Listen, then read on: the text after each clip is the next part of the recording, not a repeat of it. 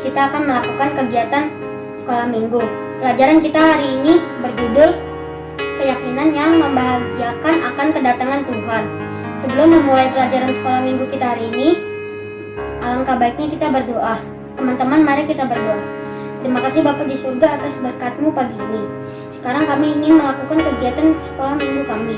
Berkatilah supaya kami dapat mengerti apa isi dalam firman-Mu hari ini. Terima kasih Bapa di surga, dikuduskan nama-Mu. Dalam nama-Mu kami sudah berdoa. Amin.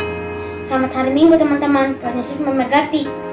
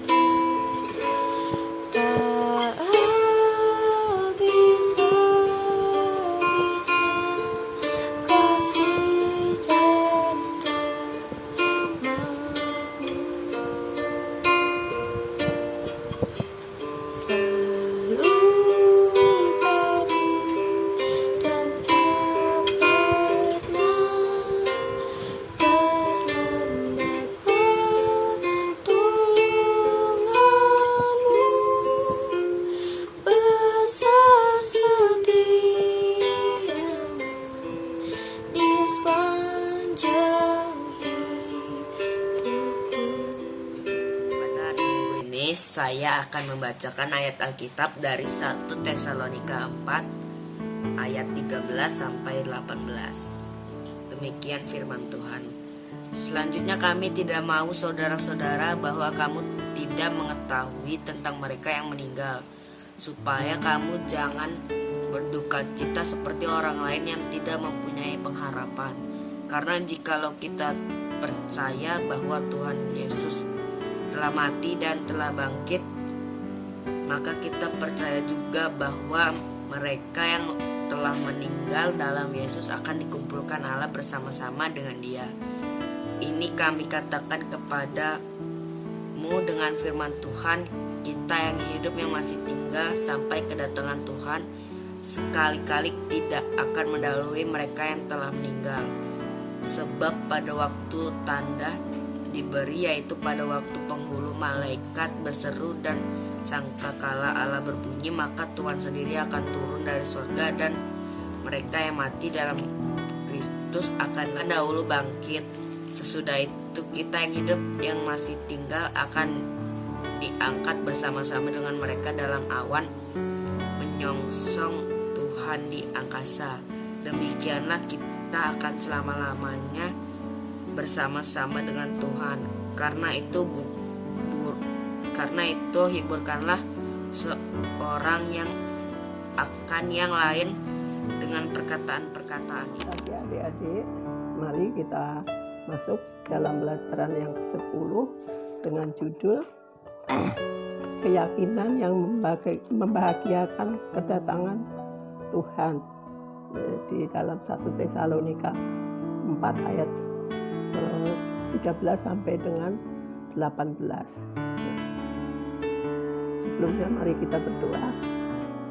Tuhan Yesus yang baik, kami mohon kepadamu Tuhan, pimpin kami di dalam belajar firman ini supaya kami bisa belajar dengan sungguh-sungguh dan mengerti akan firman Tuhan, sehingga kami sungguh-sungguh menjadi percaya kepada Tuhan, karena pengharapan kami hanya di dalam nama Tuhan Yesus. Terima kasih Tuhan. Amin. Semua yang menyenangkan di dunia ini merupakan sumber kebahagiaan, namun hanya bersifat sementara. Berupa apakah seperti itu? Seumpama kita mempunyai mobil, baru mempunyai mobil, baru mempunyai rumah, baru mempunyai mainan baru, baru mempunyai sepeda baru, itu pasti bahagia. Tetapi kebahagiaan itu hanya sementara. Sebentar lagi juga kebahagiaan itu akan hilang. Tetapi tahukah kalian sumber kebahagiaan yang selalu menjadi sumber kebahagiaan? Ya, yaitu menantikan kedatangan Tuhan Yesus yang kedua di dunia ini. Mengapa hal itu menjadi sumber kebahagiaan? Karena semua janji, keyakinan, dan pengharapan yang selama manusia hidup di dalam Kristus sudah digenapi. Nah, dari kedatangan Yesus ke dunia merupakan pengharapan besar dan sebuah sumber kebahagiaan bagi orang-orang yang percaya kepadanya.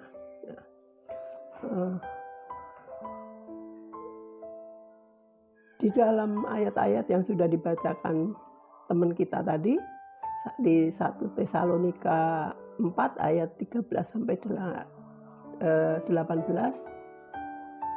itu merupakan reaksi Paulus terhadap adanya kesalahpahaman teologis di dalam jemaat di Tesalonika, di mana beberapa anggota jemaat mengalami kesulitan untuk memahami keadaan umat percaya yang meninggal sebelum Yesus datang ke dunia. Ya. Yang kedua, dan umat yang masih hidup pada saat Yesus datang kembali. Ya. Jadi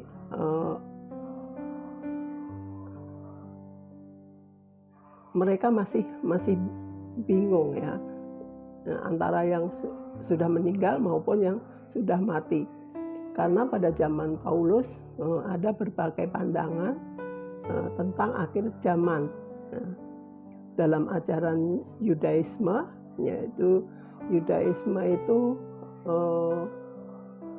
agama asli orang Yahudi ya, yang patuh akan perjanjian baru, tetapi mereka tidak mengakui Tuhan Yesus.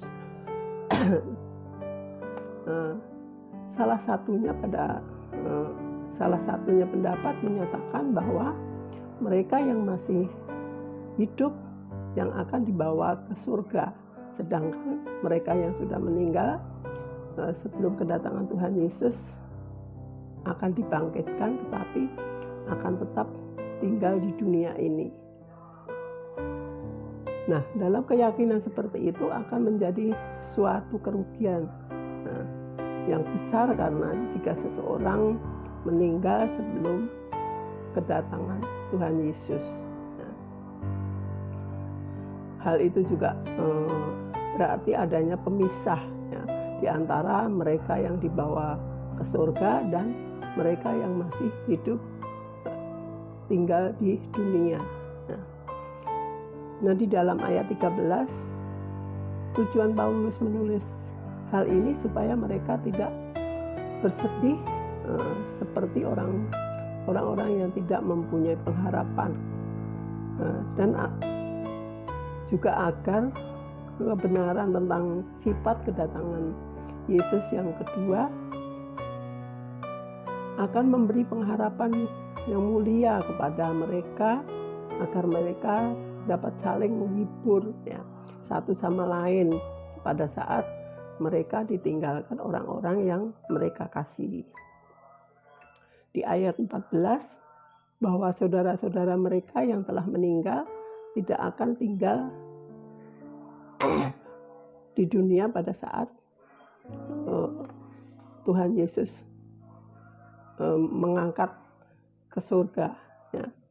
Jadi mereka yang meninggal tidak akan ditinggal ya, ditinggal di dunia pada saat umat percaya diangkat ke surga ya. Semua akan diangkat ke surga pada saat yang sama ya. Jadi antara yang masih hidup dan yang sudah meninggal akan diangkat ke surga bersama-sama. Boleh dibaca di dalam Yohanes 14 ayat 1 sampai dengan 3. Allah turun ke dunia bersama-sama orang Kristen yang telah dibangkitkan pada saat kedatangan Tuhan Yesus. Tetapi sebaliknya ya, Dia akan membangkitkan orang-orang yang sudah meninggal ya, membangkitkan mereka yang sudah meninggal dari kubur dan bersama-sama yang masih hidup dibawa ke surga.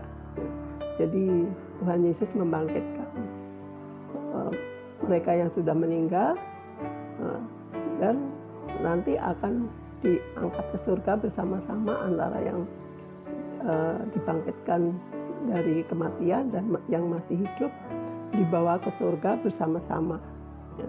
Sama seperti kebangkitan Yesus terjadi sebelum kenaikannya ke surga. Jadi yang meninggal itu dibangkitkan dulu, nanti diangkat ke surganya bareng-bareng dengan orang-orang yang masih hidup ya.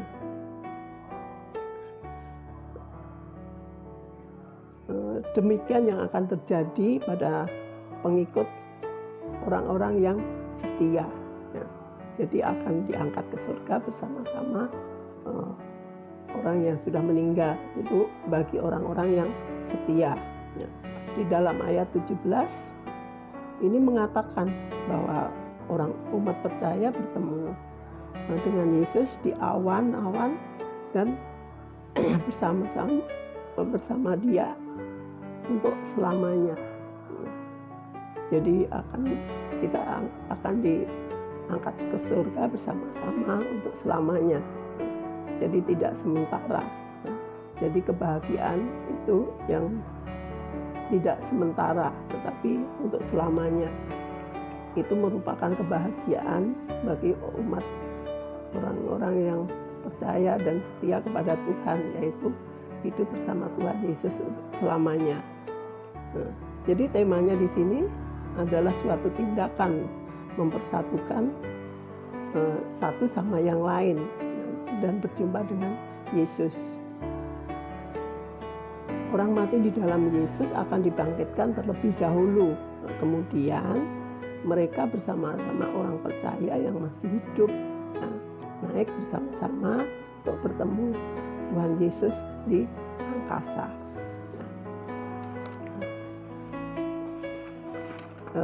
Tujuan orang-orang kudus dijelaskan dalam Yohanes 14 ayat 1 sampai dengan 3. Ketika Yesus datang kembali, Dia akan membawa murid-muridnya ke tempat di mana Dia berada, yaitu di surga. Setelah peristiwa pada masa 1000 tahun, semuanya sudah terjadi, yaitu di dalam Wahyu 20 ayat 4 sampai dengan 6. Barulah umat yang setia akan turun ke dunia dan tinggal di sana, yaitu tinggal di surga bersama-sama murid-murid Tuhan Yesus yang sudah diangkat duluan.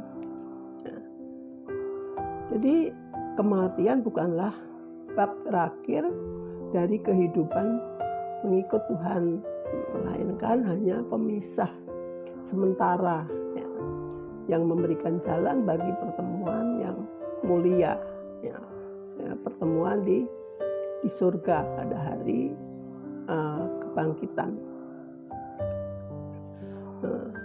Mari kita sebagai murid-murid Kristus dengan penuh semangat dan segala kemampuan kita melakukan tugas-tugas tersebut sampai akhir ya, ini bahwa Tuhan Yesus telah memberikan kuasa kepada kita.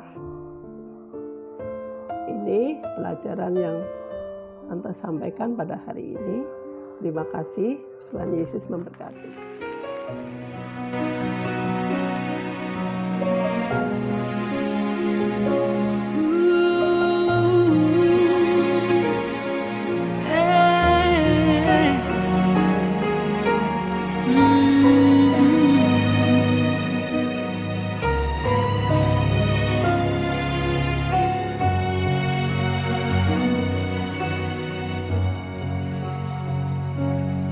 Seperti mentari yang bersinar, seperti itu kasih Bapa, seperti gelombang samudra, takkan pernah berhenti Kau mengasihiku. Seperti tingginya langit biru, demikian tinggi kasih Bapa. Sedalam lembah bayang mahu, demikian dalam Kau tebus hidupku.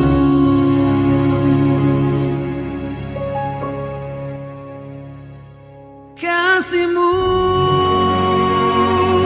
lebih dari mentari yang tak pernah berhenti memancarkan sinarnya.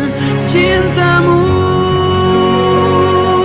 lebih dari samudra, tenggelamku di dalam kesetiaan-Mu Tuhan. Terima kasih atas cinta-Mu.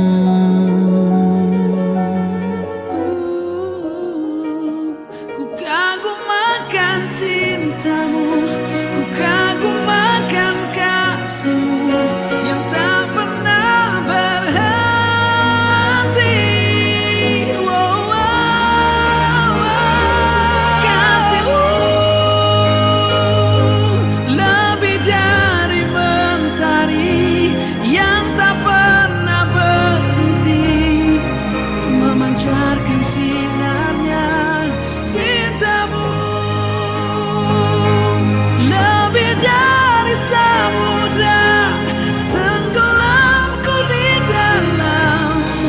Kesetiaan-Mu Tuhan, terima kasih atas cinta-Mu.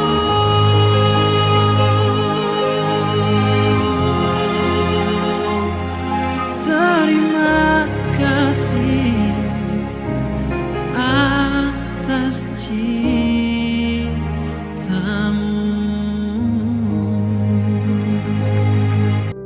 Bagi teman-teman, ayat hafalan kita pada minggu hari ini diambil dari kitab 1 Tesalonika 4 ayat 17a.